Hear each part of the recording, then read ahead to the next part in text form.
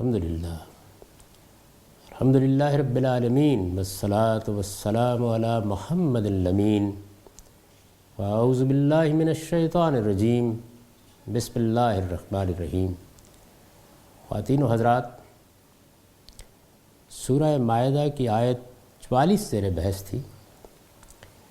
اس میں یہود کو توجہ دلائی گئی کہ ان کے پاس تورات ہے، اللہ کا حکم ہے، لیکن وہ اس پستی میں اتر آئے ہیں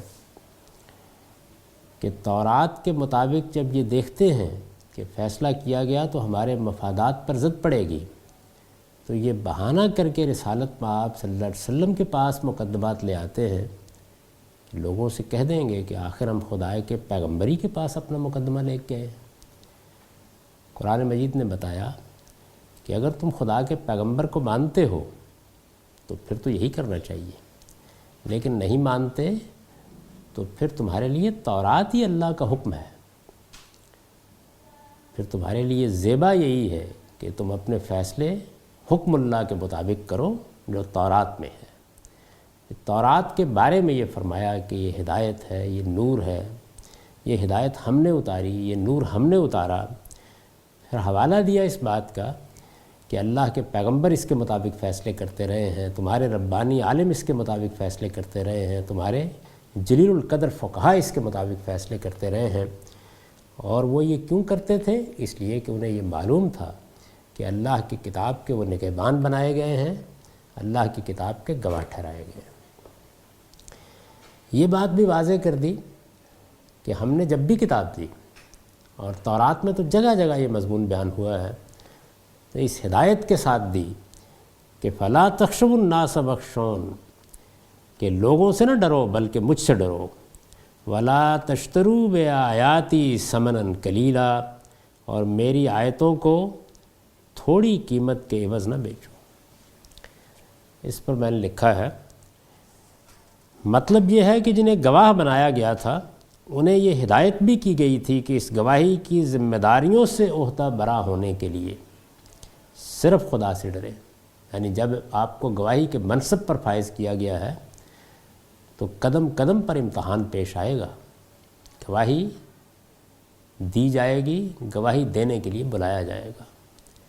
اس موقع کے اوپر اگر اپنے مفادات سامنے ہوئے، لوگوں کا ڈر پیش نظر ہوا، تو پھر گواہی کی ذمہ داریاں پوری نہیں ہو سکیں گی۔ اس لیے یہ ہدایت کر دی گئی تھی کہ اس گواہی کی ذمہ داریوں سے عہدہ برا ہونے کے لیے صرف خدا سے ڈرے، دوسروں کا خوف اور رعب اپنے سینے سے نکال دے، اور اپنے دنیوی اغراض کے لیے خدا کی اس امانت میں کوئی خیانت نہ کرے۔ اللہ کی کتاب ہمارے پاس خدا کی امانت ہوتی ہے۔ جس کو اس کا علم دیا گیا، یہ اس کا کام نہیں ہے کہ وہ اس میں ادنیٰ درجے کی بھی خیانت کرے۔ یہ خیانت کیا ہے؟ آپ جانتے ہیں کہ صحیح بات یہ ہے، آپ جانتے ہیں خدا کا حکم یہ ہے، آپ جانتے ہیں کہ بات یوں فرمائی گئی ہے، لیکن لوگوں کے خوف سے، اپنی کسی مصلحت سے آپ اس کی گواہی نہیں دیتے۔ یہ گواہی یہود کو اپنے اندر بھی دینی تھی اور بنی اسماعیل میں پیغمبر کی بعثت کے بعد بھی دینی تھی۔ یہ گواہی قرآن کے معاملے میں ہم کو اپنے بارے میں بھی دینی ہوتی ہے، اپنے خاندان کے سامنے بھی دینی ہوتی ہے، اپنے اعزاء اقربا کے سامنے بھی دینی ہوتی ہے، اور اگر کسی وقت پوری قوم کے سامنے دینی پڑے تو اس وقت بھی کوئی رعب، کوئی خوف دامن گیر نہیں ہونا چاہیے۔ سچائی کے ساتھ بتا دینا چاہیے کہ اللہ کی کتاب کا حکم یہ ہے۔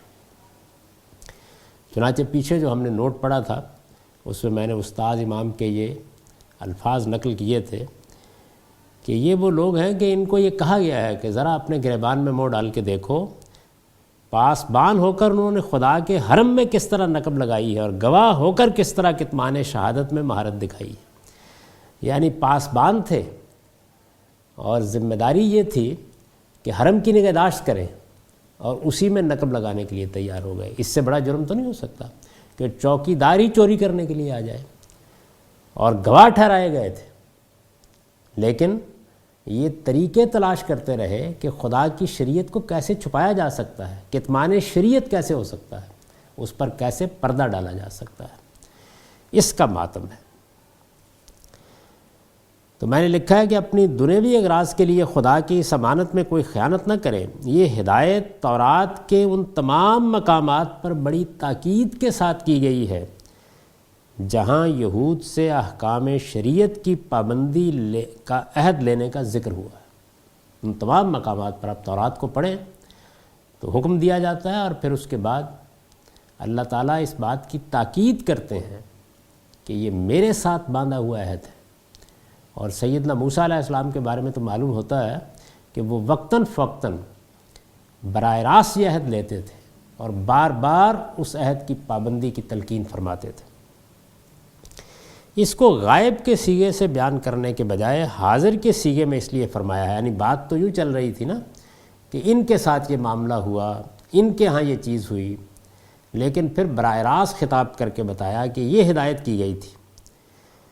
حاضر کے سیغے میں اس لیے فرمایا ہے کہ کلام کا تنوع اسے سامعین کے لیے زیادہ مؤثر بنا دے، یعنی جب اس طرح کی تبدیلی ہوتی ہے کلام کے اندر تو ایک التفات کی صورت پیدا ہو جاتی ہے، کبھی اس مقصد کے لیے کہ مخاطب کو جھنجھوڑ دیا جائے، بیدار کر دیا جائے، اور کبھی اس مقصد کے لیے کہ اس کو ایک طرف رکھ کر کسی دوسرے گروہ کو آمادہ خطاب کیا جائے۔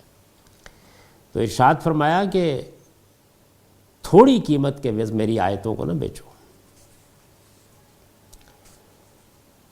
تھوڑی قیمت کا مطلب یہ نہیں ہے کہ زیادہ قیمت ملے تو بیچ دو، اصل میں ساری دنیا کی متاع بھی اگر دے دی جائے، پوری کائنات کے خزانے بھی دے دیے جائیں، اور دوسری طرف یہ صورتحال ہو کہ آپ کو خدا کی بات کو چھوڑنا ہے، تو کسی بندہ مومن کے لیے یہ تھوڑی قیمت ہی ہے، یہ کوئی قیمت نہیں ہے۔ اس طرح کی جو چیزیں آتی ہیں یہ اصل میں کسی چیز کی شناخت کو واضح کرنے کے لیے آتے ہیں۔ تو فرمایا وَمَن لَّمْ يَحْكُم بِمَا أَنزَلَ اللَّهُ فَأُولَٰئِكَ هُمُ الْكَافِرُونَ۔ اور یاد رکھو کہ جو لوگ اللہ کے اتارے ہوئے قانون کے مطابق فیصلے نہ کریں وہی منکر ہیں۔ یہ دیکھیے وہ جو پیچھے بات فرمائی تھی کہ جب حکم اللہ ہے، اللہ کا قانون آپ کے پاس موجود ہے، تو پھر یہ نہیں ہے کہ مقصد کو سامنے رکھ کر ہم آج کے حالات میں خود قانون بنا لیں گے۔ اللہ نے اگر وہ قانون دیا ہے اور وہ کوئی وقتی چیز نہیں تھی، تو پھر جب تک اللہ ہی کی طرف سے اس کا نسخ نہ ہو جائے، اس میں کوئی تبدیلی نہ ہو جائے، اس وقت تک اس کے ماننے والوں کے لیے واجب الاطاعت قانون ہے۔ اور اگر کوئی شخص خدا کے قانون کو سمجھ کر جانتے بوجھتے اس کے مطابق فیصلہ نہیں کرتا، تو پھر وہ اصل میں خدا کے قانون کا منکر ہے۔ وہ یہ نہیں کہہ سکتا کہ میں مانتا تو ہوں لیکن فیصلہ نہیں کر رہا۔ نہیں، خدا کا قانون مان کر رکھ دینے کے لیے نہیں دیا گیا، اس لیے دیا گیا ہے کہ اس کے مطابق فیصلے کیے جائیں۔ اب اس قانون کا حوالہ دیا ہے، یعنی اگر آپ نظم کو پوری طرح سامنے رکھ کے یہاں پہنچیں گے تو یہ جو کچھ کر رہے تھے، یعنی پیچھے بیان ہوا ہے نا کہ یہ مقدمات کا فیصلہ رسول اللہ کے پاس لاتے ہیں، پیش نظر اگر اپنا مفاد ہو تو کہتے ہیں کہ یہاں چلے جاؤ، پیچھے بیٹھے ہوئے بھی ان کو یہ ہدایت کر رہے ہوتے ہیں کہ اگر فیصلہ تمہاری خواہش کے مطابق ہو تو مان لینا ورنہ نہ ماننا۔ یہ جو سارا حوالہ دیا جا رہا تھا، تو اس میں جو قانون زیر بحث ہے قبائلی زندگی ہے۔ ایسی جگہ رہتے ہیں کہ جہاں قتل کے معاملات ہوتے رہتے ہیں، لڑائی جھگڑا بھی ہوتا رہتا ہے، کسی نے کسی کا ناک کاٹ دی، کسی نے کسی کا ہاتھ کاٹ دیا، کسی نے کسی کی آنکھ پھوڑ دی، اسی طریقے سے کسی نے کسی کی جان لے لی۔ تو چونکہ یہ سب معاملات ہوتے رہتے تھے، تو در حقیقت قصاص کا قانون تھا جس میں اس طرح کی ہیلے بازیاں کرنے کی کوشش کرتے تھے۔ چنانچہ اب اس کا حوالہ دیا ہے، یعنی پیچھے کہا تھا کہ تورات ان کے پاس ہے اور فیہ حکم اللہ، اب واضح کر دیا ہے کہ وہ کیا قانون تھا۔ وَكَتَبْنَا عَلَيْهِمْ فِيهَا أَنَّ النَّفْسَ بِالنَّفْسِ، یعنی ہم نے تورات دی تھی، اس میں ہدایت تھی، اس میں روشنی تھی، اس کے مطابق نبی فیصلہ کرتے رہے، ربانی عالم فیصلہ کرتے رہے، اس لیے کہ وہ اس کے نگہبان بنائے گئے تھے، اس پر گواہ ٹھہرائے گئے تھے، انہیں یہ ہدایت کی گئی تھی کہ اللہ سے ڈرنا، کسی اور سے نہ ڈرنا، اور یہ بتایا گیا تھا ان کو کہ اللہ کے قانون کو سمجھ لینے کے بعد جو لوگ اس کے مطابق فیصلے نہ کریں وہی منکر ہیں۔ اور وہ قانون کیا تھا؟ وہ اس کتاب میں ہم نے یہ قانون لکھ دیا تھا، وَكَتَبْنَا عَلَيْهِمْ، ان پر فرض کر دیا تھا، أَنَّ النَّفْسَ بِالنَّفْسِ، کہ جان کے بدلے جان، وَالْعَيْنَ بِالْعَيْنِ، آنکھ کے بدلے آنکھ، وَالْأَنْفَ بِالْأَنْفِ، ناک کے بدلے ناک، والاذن بالاذن، کان کے بدلے کان، والسن بالسن، دانت کے بدلے دانت، والجروح قصاص، اور اسی طرح دوسرے زخموں کا بھی قصاص ہے۔ فمن تصدق بہ فہو کفارۃ لہ، پھر جس نے معاف کر دیا تو اس کے لیے کفارہ بن جائے گا۔ اور پھر فرمایا ومن لم یحکم بما انزل اللہ فاولئک هم الظالمون، اور یہ بھی لکھ دیا تھا کہ جو اللہ کے اتارے ہوئے قانون کے مطابق فیصلے نہ کریں وہی ظالم۔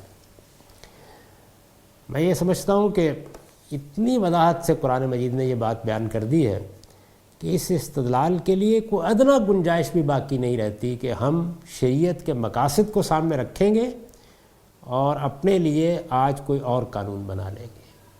اللہ کا قانون اللہ کا فیصلہ ہے، اللہ نے یہ قانون اس لیے دیا ہے کہ اس پر عمل کیا جائے۔ اللہ کی طرف سے اگر کوئی تبدیلی اس میں نہیں ہوئی تو پھر سب مسلمانوں کے لیے، سب ماننے والوں کے لیے لازم ہے کہ اس کے اوپر عمل کرے، وہ اس سے انحراف نہیں کر سکتے۔ اور یہ انحراف اگر جانتے بوجھتے کیا گیا ہے تو یہ کہاں آدمی کو پہنچائے گا؟ یہ اس کو ظالم بنا دے گا۔ یہ ظالم جب قرآن مجید میں اس طرح کے موقع پر آتا ہے تو اس کا مطلب ہوتا ہے ظالم لنفسہ، اپنی جان پر ظلم ڈھانے والا بتا دے گا۔ اور یہ در حقیقت تعبیر ہوتی ہے قرآن مجید کی زبان میں جو کچھ قیامت میں پیش آنے والا ہے اس کی، یعنی نتیجے کو بیان کر دیا جاتا ہے۔ اس سے پہلے فرمایا تھا کہ وہ منکر قرار پایا جائے گا، یعنی اس کو پھر مومن نہیں مانا جائے گا۔ وہ اگرچہ مسلمانوں کی صف میں شامل ہے، مسلمانوں کے رجسٹر میں اس کا نام لکھا ہوا ہے، لیکن خدا کے ہاں وہ منکر قرار پا جائے گا۔ اس سے اندازہ کیا جا سکتا ہے کہ اللہ کی شریعت کے معاملے میں کیا چیز مطلوب ہے۔ چنانچہ میراث کا قانون جو سورہ نساء میں زیر بحث آ چکا ہے، وہاں یہ بتا دیا ہے کہ اللہ کی حدود ہیں، اور جو ان حدود کی خلاف ورزی کرتے ہیں، جانتے بوجھتے ان سے انحراف کرتے ہیں، وہ پھر اپنے آپ کو خدا کے ہاں مسلمان کے مقام پر کھڑا نہ سمجھیں۔ اللہ تعالیٰ ان کے ایمان کو قبول نہیں کرے گا، اور ان کے ساتھ وہی معاملہ ہوگا جو منکرین کے ساتھ ہوگا۔ چنانچہ وہاں ابدی جہنم کی سزا بیان کی گئی ہے۔ تو ارشاد فرمایا ہے کہ یہ قانون تھا جو ہم نے ان کو دیا تھا، اس قانون سے گریز اور فرار کے لیے یہ سب ہیلے ہو رہے تھے۔ اس میں چند چیزیں ہیں جن پر البیان کے نوٹ دیکھ لیجئے۔ ایک بات تو اس قانون کو بیان کرنے کے بعد میں نے یہ لکھی ہے کہ یہی حکم ان مسلمانوں کا بھی ہوگا جو آزادی و اختیار رکھتے ہوئے اپنے فیصلے کتاب الہی کے مطابق نہیں کرتے۔ یعنی یہ جو پیچھے فرمایا تھا کہ جو لوگ اللہ کے اتارے ہوئے قانون کے مطابق فیصلے نہ کریں وہی منکر ہیں، اس پر یہ میں نے لکھا ہے۔ پھر قانون بیان ہوا، اس پر یہ نوٹ ہے کہ یہ اس قانون کا حوالہ دیا ہے جس سے بچنے کے لیے یہود نبی صلی اللہ علیہ وسلم سے رجوع کرنا چاہتے تھے۔ قرآن نے واضح کر دیا ہے کہ یہ خدا کی شریعت اور اس کا ابدی حکم ہے۔ اسے تورات میں اسی طرح ثبت کیا گیا تھا۔ اس سے فرار کی کوشش کرو گے تو خدا کی بارگاہ میں ظالم اور فاسق قرار دیے جاؤ گے۔ یہی قانون تورات میں تھا، یہی قانون ہمارے لیے بھی ہے۔ سورہ بقرہ میں اللہ تعالیٰ نے وضاحت کر دی ہے کہ ہمارے لیے بھی یہی قانون ہے۔ اس میں یہ جو فرمایا کہ پھر جس نے معاف کر دیا تو اس کے لیے کفارہ بن جائے گا، یعنی قانون تو یہی ہے، قصاص کا قانون ہے، آنکھ کے بدلے آنکھ، کان کے بدلے کان، ناک کے بدلے ناک، اسی طریقے سے دوسرے زخموں کا قصاص۔ لیکن جس کو نقصان پہنچا ہے اور اگر وہ دنیا میں نہیں رہا تو اس کے ورثاء کو حق حاصل ہے کہ وہ معاف کر دیں۔ معاف کریں گے تو فرمایا یہ ترغیب دی ہے، یہ ان کے گناہوں کے لیے کفارہ بن جائے گا۔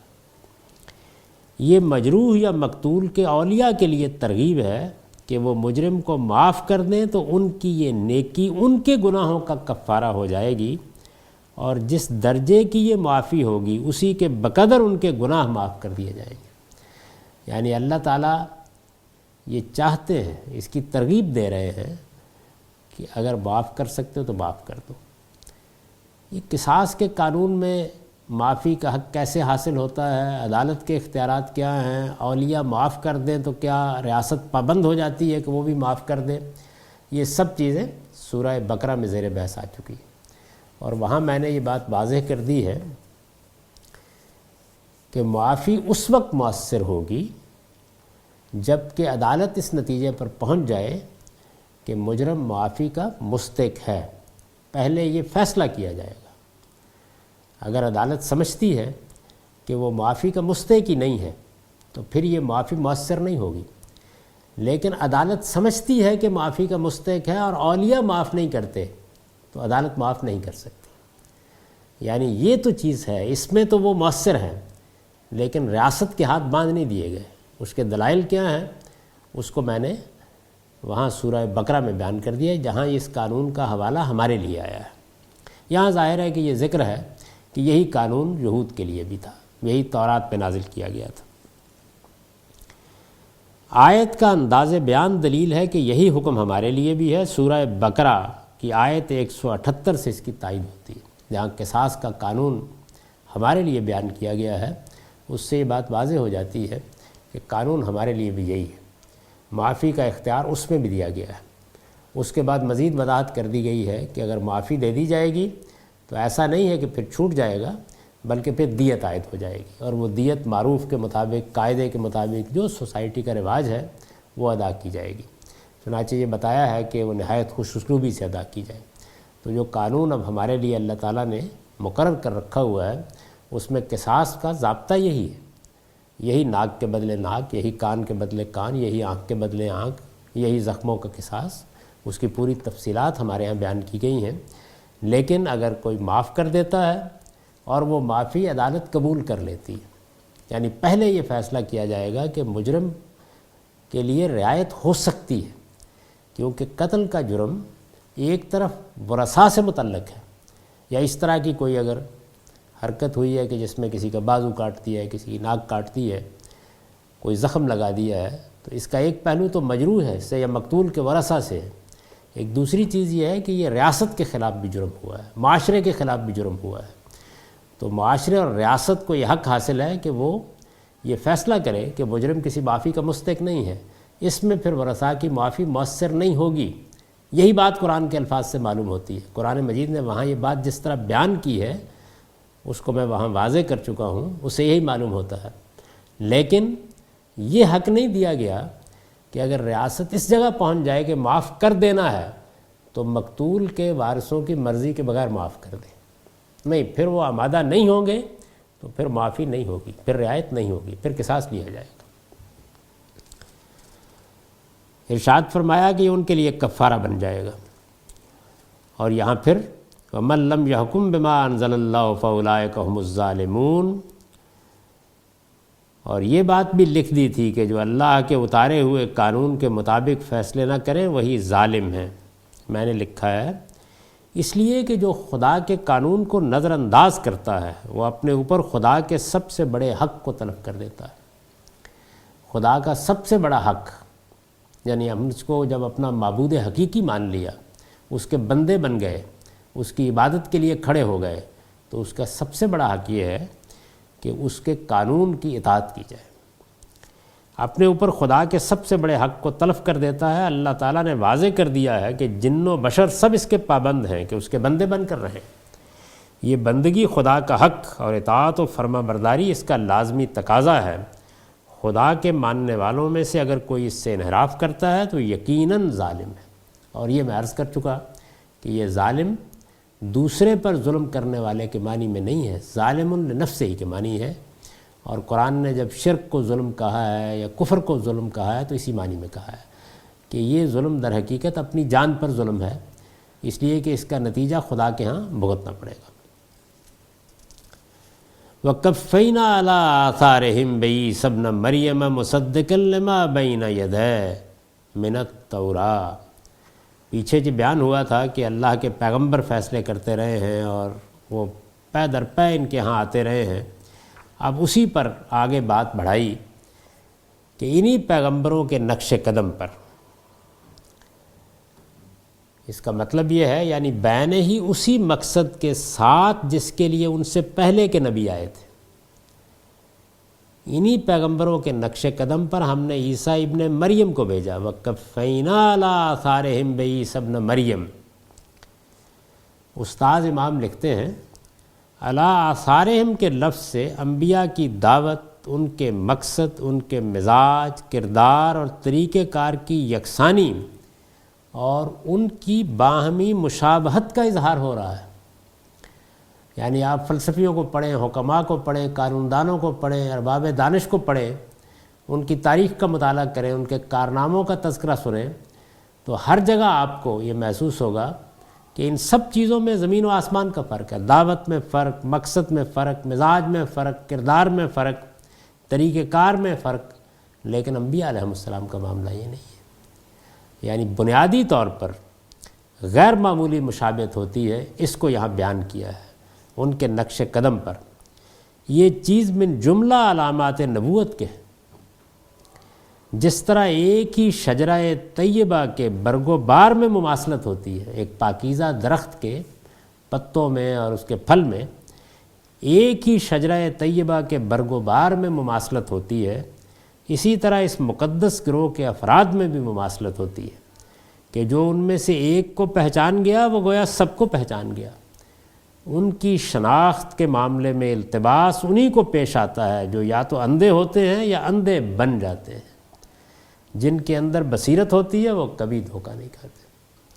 یہ حقیقت ہے کہ آدمی کے اندر اگر سچی بصیرت ہو، اس نے اپنے نفس کو بے لگام نہ چھوڑ دیا ہو، اپنی فطرت کے اندر موجود ہدایت کی قدر کی ہو، تو پیغمبر کے معاملے میں کسی استدلال کی ضرورت نہیں ہوتی۔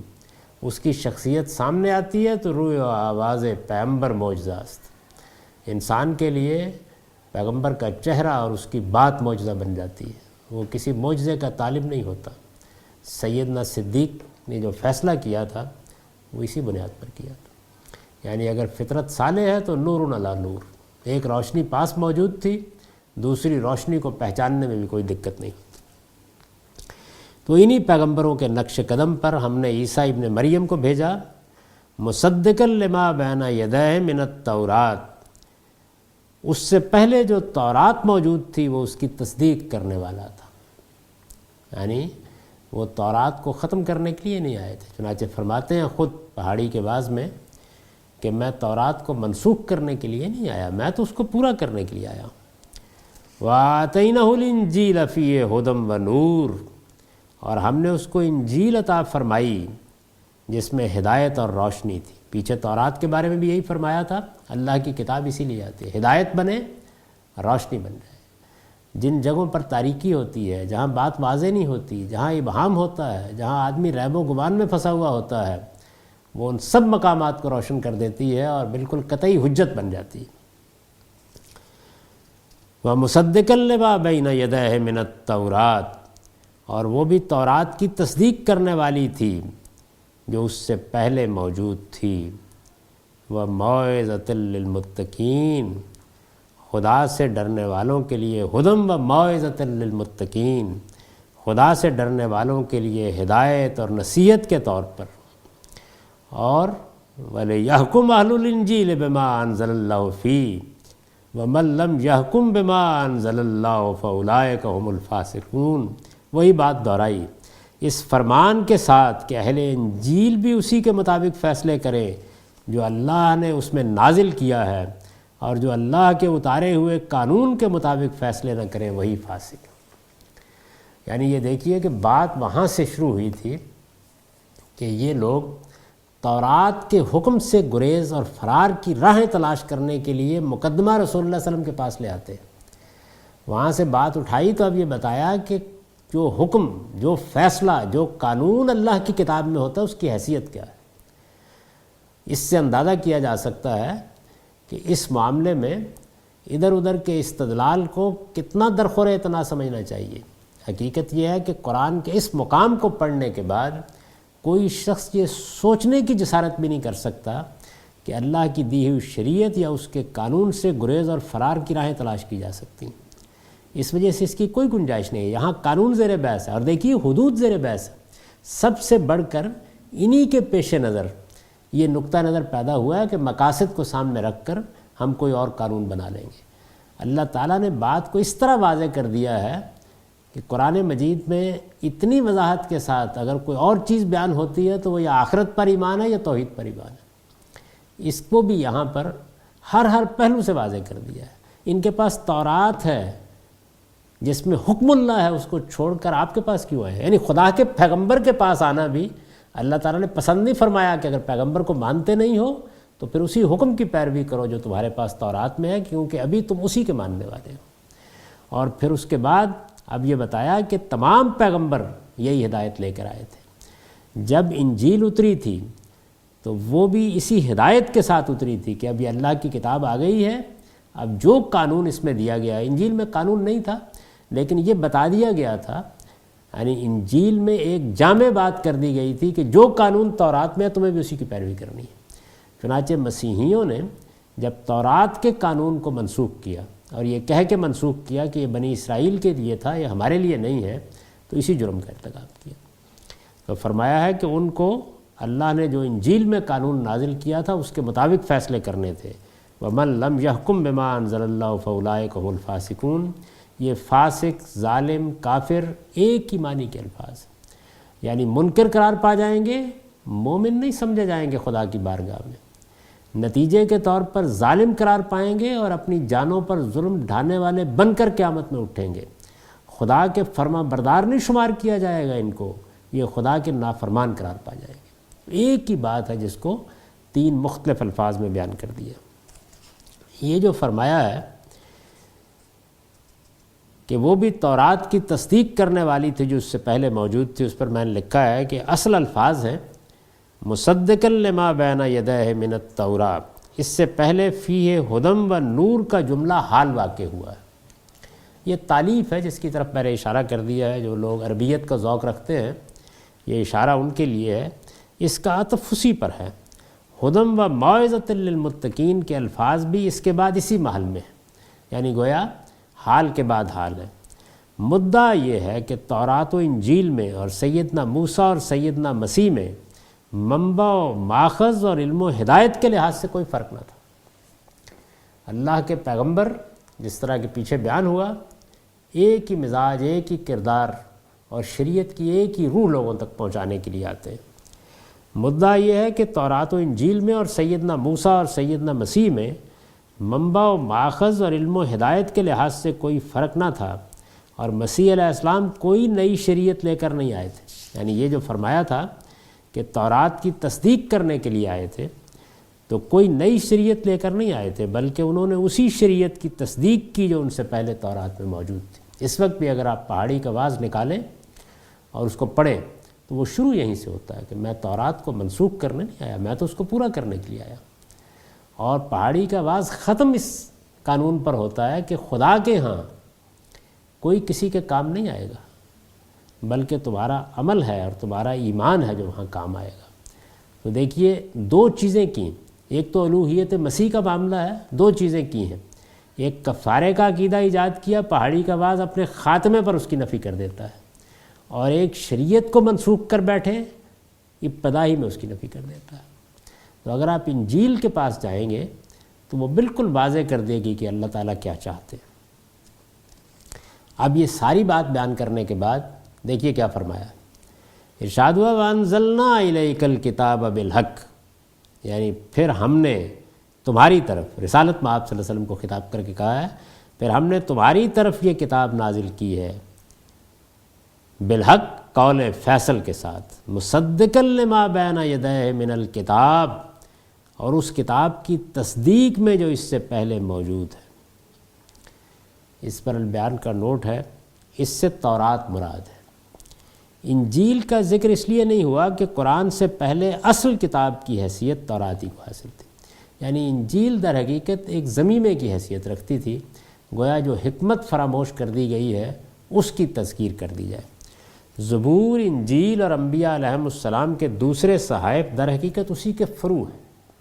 اصل کتاب کی حیثیت بنی اسرائیل کے ہاں توراتی کو حاصل تھی، تو اس وجہ سے یہاں توراتی کا حوالہ دیا ہے۔ وَمُحَیْمَنًا عَلَیہ، اور اس کی نگہبان بنا کر، اب یہ قرآن مجید کے بارے میں بتایا کہ یہ تصدیق بھی کر رہا ہے اور یہ نگہبان بنا کر بھیجا گیا ہے۔ اس کا کیا مطلب ہے؟ میں نے لکھا ہے اصل میں لفظ مہیمن استعمال ہوا ہے، یہ ہیمنہ فلان علی قضا سے بنا ہوا اسم صفت ہے جو محافظ اور نگران کے معنی میں آتا ہے۔ مطلب یہ ہے کہ کتاب الہی کا اصل قابل اعتماد نسخہ اب قرآن ہی ہے۔ ہمارے لیے اب اللہ کی کتاب قرآن مجید ہی قول فیصل ہے۔ تورات اور دوسرے صحائف سے متعلق بھی کسی چیز کے حق و باطل کا فیصلہ کرنا ہو تو اس کے لیے کسوٹی اور معیار یہی ہے۔ یعنی قرآن مجید جس طرح جو کچھ اس کے بعد سامنے آیا ہے اس کے لیے معیار اور کسوٹی ہے، اسی طرح خود اللہ تعالیٰ کی پہلے نازل کردہ کتابوں کے لیے بھی معیار اور کسوٹی ہے۔ اس کو لفظ مہیمن سے یہاں ادا کیا ہے۔ جو بات اس پر کھری ثابت ہوگی وہ کھری ہے، اور جو اس پر کھری ثابت نہ ہو سکے وہ یقیناً کھوٹی ہے جسے ہر حال میں رد ہو جانا چاہیے۔ قرآن مجید کی یہی حیثیت دوسرے مقامات میں لفظ فرقان سے اور لفظ میزان سے بیان کی گئی ہے، واضح کی گئی ہے۔ فرقان یعنی حق و باطل میں فیصلہ کرنے والی چیز، میزان ترازو، کسوٹی جس پر ہر چیز کو تول کر دیکھا جائے گا۔ یہ قرآن مجید کی صفات ہے، وہ میزان ہے، وہ فرقان ہے، وہ مہیمن ہے۔ اس سے یہ واضح کیا گیا ہے کہ قرآن مجید کی ایک حیثیت تو یہ ہے کہ وہ اللہ کی کتاب ہے، بالکل اسی طرح جس طرح تورات اللہ کی کتاب تھی، جس طرح انجیل اللہ کی کتاب تھی، جس طرح زبور اللہ کی کتاب تھی، لیکن اس کی ایک خصوصی حیثیت اب قیامت تک یہ ہے کہ وہ ان کتابوں کے لیے بھی مہیمن ہو گیا ہے، وہ حق و باطل کے معاملے میں بھی فرقان ہو گیا ہے، وہ ہماری عقل کے لیے بھی حق و باطل کی کسوٹی ہے، اور وہ اس کے علاوہ جو کچھ پیغمبروں سے صادر ہوا ہے وہ حدیث کی صورت میں ہو، سنت کی صورت میں ہو، اس کے لیے بھی معیار اور کسوٹی ہے۔ کوئی چیز اس کے خلاف قبول نہیں کی جا سکتی۔ تو ارشاد ہوا کہ یہ ہم نے آپ کو دیا ہے، فَاحْكُم بَيْنَهُم بِمَا أَنزَلَ اللَّهُ۔ ان کو بھی یہی کہا گیا تھا، تورات نازل ہوئی ہے، اس میں جو اللہ نے قانون نازل کیا اس کے مطابق فیصلے کرو۔ انجیل کے بارے میں بھی یہی ارشاد فرمایا تھا۔ اب جب قرآن کا ذکر ہوا، یوں سمجھ لیجئے کہ بات وہاں سے چلی تھی کہ تورات میں حکم اللہ ہے، تو پوری تاریخ بیان کر کے یہ بتا دیا کہ ہر کتاب جب آئی ہے تو اسی لیے آئی ہے کہ جو قانون اس میں دیا گیا اس کی پیروی کی جائے، اسے ہیلوں اور بہانوں سے ٹالا نہیں جا سکتا، اسے کسی تعویل کے خراج پر چڑھایا نہیں جا سکتا۔ اس کو سمجھو، جب بات سمجھ میں آ جائے تو پھر اس کے بعد اس سے سرے منہ انحراف نہیں ہو سکتا۔ تو ارشاد فرمایا کہ حکم دیا گیا فَاحْكُم بَيْنَهُم بِمَا أَنزَلَ اللَّهُ، اس لیے تم ان کا فیصلہ اس قانون کے مطابق کرو جو اللہ نے اتارا ہے۔ یعنی رسالت میں آپ صلی اللہ علیہ وسلم کے پاس آئیں گے تو فیصلہ اس قانون کے مطابق ہوگا۔ ان سے کہا گیا کہ اگر رسالت میں آپ صلی اللہ علیہ وسلم کو نہیں مانتے، قرآن کو نہیں مانتے، تو پھر تورات موجود ہے جس کو مانتے ہو، اور اس میں اللہ کا حکم ہے، اس کے مطابق فیصلے کرو۔ اور رسالت میں آپ صلی اللہ علیہ وسلم کو یہ بتایا جا رہا ہے کہ آپ پر قرآن نازل ہو گیا ہے، اب آپ کا یہ کام نہیں ہے کہ آپ تورات کے مطابق فیصلہ کریں، آپ کے پاس مقدمہ آئے گا تو آپ قرآن کے مطابق فیصلہ کریں گے۔ فَاحْكُم بَيْنَهُم بِمَا أَنزَلَ اللَّهُ وَلَا تَتَّبِعْ أَهْوَاءَهُمْ عَمَّا جَاءَكَ مِنَ الْحَقِّ، اس قانون کے مطابق فیصلہ کرو جو اللہ نے اتارا ہے، اور جو حق تمہارے پاس آ چکا ہے اس سے ہٹ کر اب ان کی خواہشوں کی پیروی نہ کرو۔ اس پر البیان کا نوٹ ہے، اصل الفاظ ہیں لا تتبع اهواءهم عما جاءك من الحق، ان میں لا تتبع کے بعد ان دلالت کرتا ہے، لا تتبع کے بعد ان کا صلہ ہے، یہ دلالت کرتا ہے کہ یہ لا تنحرف یا اس کے ہم معنی کسی لفظ کے مفہوم پر متضمن ہے۔ عربی زبان میں ایک طریقہ یہ ہے کہ اس میں بعض اوقات تضمین ہو جاتی ہے دو افعال کے درمیان، اور اس میں یہ بلاغت ہوتی ہے کہ الفاظ کم رہ جاتے ہیں، یعنی فعل ادھر سے لے لیا، صلہ اس فعل کا لے لیا، کہ وہ فعل تو مذکور نہیں ہوتا لیکن اس کا مفہوم وہاں پر مقدر ہوتا ہے، اور اس طریقے سے ایک بڑی جامع بات چند لفظوں میں بیان ہو جاتی ہے۔ مدعا یہ ہے کہ اپنے مقدمات لے کر یہ آپ کے پاس آئیں تو آپ کا فیصلہ اس قانون کے مطابق ہونا چاہیے جو اللہ تعالیٰ نے آپ پر نازل کیا ہے آپ اسی کے پابند ہیں، اس سے منحرف ہو کر ان کی خواہشات و بدعات کی پیروی میں آپ کوئی فیصلہ نہیں کر سکتے۔ یہ اگر اپنے فقہا کے پاس جائیں تو جس طرح ان کا فرض ہے کہ تورات و انجیل کے مطابق فیصلے کریں، اسی طرح آپ کے پاس آئیں تو آپ کو قرآن کے مطابق فیصلہ کرنا ہے۔ اسے چھوڑ کر کسی دوسرے قانون کے مطابق معاملات کا فیصلہ کرنا اسی طرح کفر، ظلم اور فسق ہے جس طرح اوپر تورات و انجیل سے متعلق ذکر ہوا ہے۔ یعنی جو قانون خدا نے دے دیا ہے اس قانون کی اس طرح پابندی کی جائے گی۔ یہ سورہ چونکہ عہد و میثاق کی سورہ ہے، آخری عہد لیا جا رہا ہے اس میں ہمارے پیغمبر کی امت سے، ہم سے، اس وجہ سے اس پہلو کو بالکل واضح کر دیا۔ یعنی اس میں کوئی گنجائش اب باقی نہیں رہی کہ آپ خدا کی شریعت کو ایک طرف رکھ کر یہ دعویٰ کر سکتے ہیں کہ ہم ایمان والے ہیں، ہم اللہ تعالیٰ کے ماننے والے ہیں۔ آپ کو اس شریعت کی پابندی کرنی ہے، ہر حال میں کرنی ہے۔ اضطرار بالکل الگ چیز ہے، مجبوری بالکل الگ چیز ہے، کسی مصلحت کی رعایت بالکل الگ چیز ہے۔ لیکن جب یہ قانون ہے اور یہ اللہ کا قانون ہے تو اسی لیے دیا گیا ہے کہ اس سے کوئی انحراف نہ کیا جائے، اور یہ بتا دیا گیا ہے کہ اس میں کسی کی خواہشات کی پیروی نہیں کی جائے گی، اس لیے کہ حق آ گیا ہے، حقیقت واضح ہو گئی ہے اور ہر لحاظ سے واضح ہو گئی ہے۔ تو فرمایا کہ ادنا درجے میں بھی التفات نہ کرو، وہی بات کرو جو قانون میں ہے، اور یہ حضرات اگر اپنی خواہشات کی پیروی کرنے کے لیے کہتے ہیں تو اس سے منہ موڑ لو۔ یہ قرآن مجید نے گویا واضح کیا اس بات کو کہ اللہ کے قانون کی اہمیت کیا ہے۔ جب اللہ اپنی شریعت دے دیتا ہے تو اس کے بارے میں اس کے ماننے والوں کا رویہ کیا ہونا چاہیے، کیا چیز مطلوب ہے اللہ تعالیٰ کے ہاں۔ ان آیات کا اب سادہ ترجمہ سن لیجئے۔ ارشاد فرمایا ہے، پھر یہ ہدایت بھی اس کے بارے میں کی گئی تھی کہ لوگوں سے نہ ڈرو بلکہ مجھ سے ڈرو، اور میری آیتوں کو تھوڑی قیمت کے عوض نہ بیچو، اور یاد رکھو کہ جو لوگ اللہ کے اتارے ہوئے قانون کے مطابق فیصلے نہ کریں وہی منکر ہیں۔ اور اسی کتاب میں ہم نے ان پر فرض کیا تھا کہ جان کے بدلے جان، آنکھ کے بدلے آنکھ، ناک کے بدلے ناک، کان کے بدلے کان، دانت کے بدلے دانت، اور اسی طرح دوسرے زخموں کا بھی قصاص ہے۔